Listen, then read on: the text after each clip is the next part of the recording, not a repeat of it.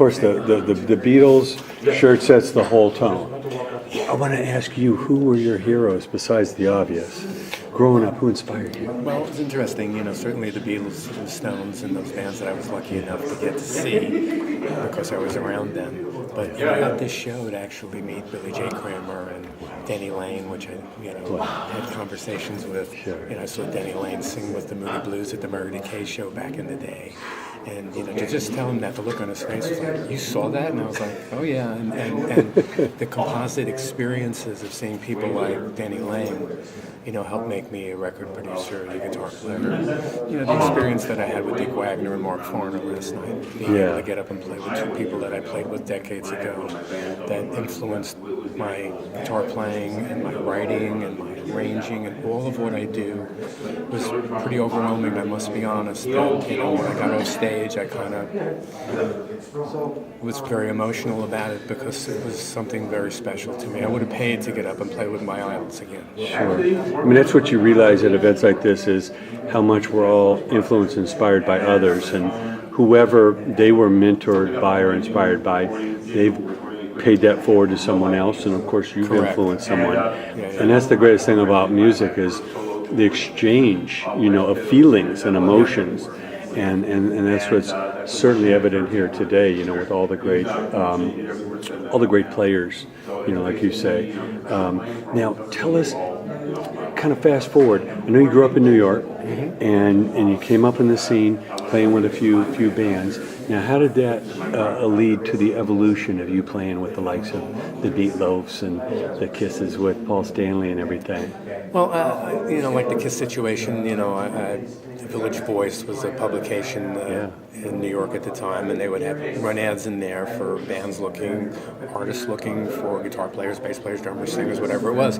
So, I answered the ad for, Led Zeppelin style group looking for lead guitar player. It was Kiss, so I got to audition for Kiss and went on to, play on some of the records, and Paul's tour and Paul's record, and write with Gene, and, I just did an interview for their movie. They're having an official movie, and they were nice enough to include me. And it's like a documentary? Yes. So the film crew came to the studio and spent I have a recording studio here in Los Angeles, and then spent 4.5 hours, and they were elated by my filling in the gaps for them of some of the stuff that Gene and Paul didn't say. So getting back to your question about getting these gigs, I took it very seriously, and so. Like I auditioned for Patti LaBelle and the Bluebells. I got the gig because I could play R&B stuff and rock. I could play everything because I wanted to be a real musician. I wanted to be able to play with anybody, and I was a fan of all of it. I'd seen Patti LaBelle at the Murray Decay shows, and so it was an honor to be able to be in her band.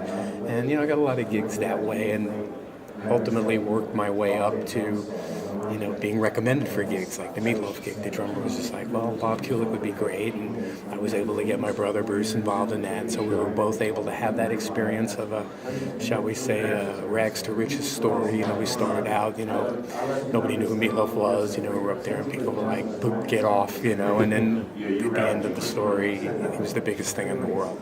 So got to have that experience, of going from, I don't know who that is, to you play with Meatloaf, one of those. So, and then on from there, to all of the stuff that I've done, including not limited to having a studio and being a record producer and, writing a SpongeBob song and being involved in all the stuff that I've been lucky enough to be involved with. Well, it's always about perseverance, and like you say, if everybody's going left, go right, and that's what it seemed like Todd Rundgren and Meatloaf and Jim Steinman did.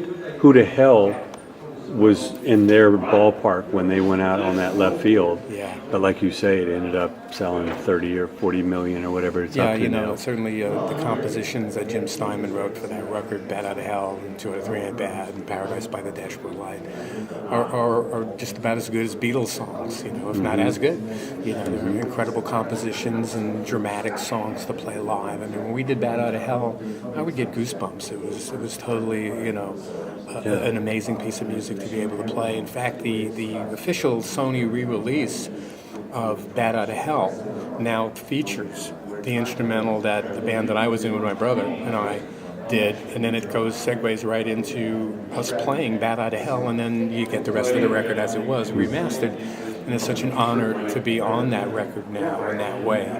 You know, that the company decided to put a piece of history on there back from 1978. Here's the original band dishing it out, and when you hear that Bat Out of Hell, when his voice was still totally what the voice was on the CD, you know, it's something to really behold, you know. That's great. I mean, I was going to ask you what that feeling is like, is to perform those songs and see everybody in the audience singing along. I mean, they know those songs. It's in their DNA, you know. Yeah. I mean, I know it's undescribable, but is it kind of validation, like we created something that people A lot hold of the dear? artists, you know, when I played with Alice Cooper, Meatloaf, Paul Stanley, you know, to have the audience sing along and be so excited to see the show and all that,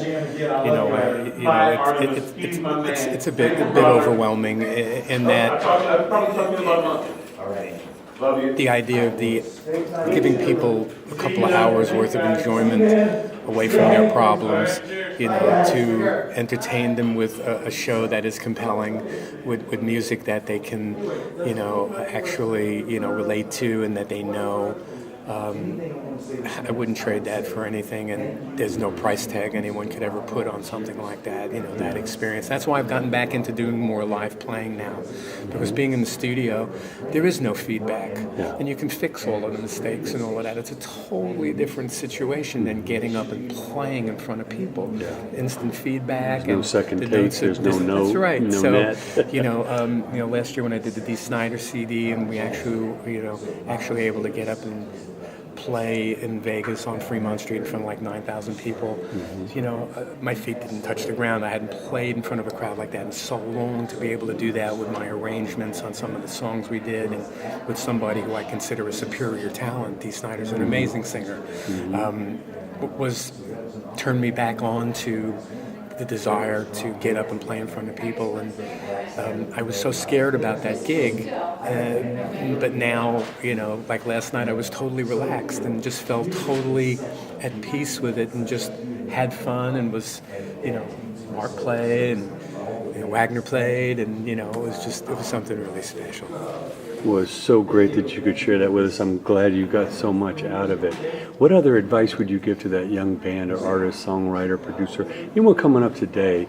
It's a different world, but what do they need to concentrate on to really find their own voice or their own style and have some kind of longevity potential? Yeah, I think like Dave Grohl said at the Grammy Award thing, you know, that the machinery, the Pro Tools, and the ability to fix stuff, that's all well and good. But what it's all about is what comes from your heart. You know, so for an artist, your personal experience that you can frame in a song that people can relate to, you know, that is what will touch people, that they can relate to what it is you're saying and singing. I know it's very difficult. A lot of concepts have already been used up, and it's hard to come up with something totally original that's not like something else, but it is still possible, because lyrically, your experience of whatever it is, you know, is still viable. You know, so if you write a hit song, I guarantee it'll be in a movie, or it'll be a theme for a wrestler, or somebody will latch onto it, and you'll be able to have the experience and maybe a career out of it.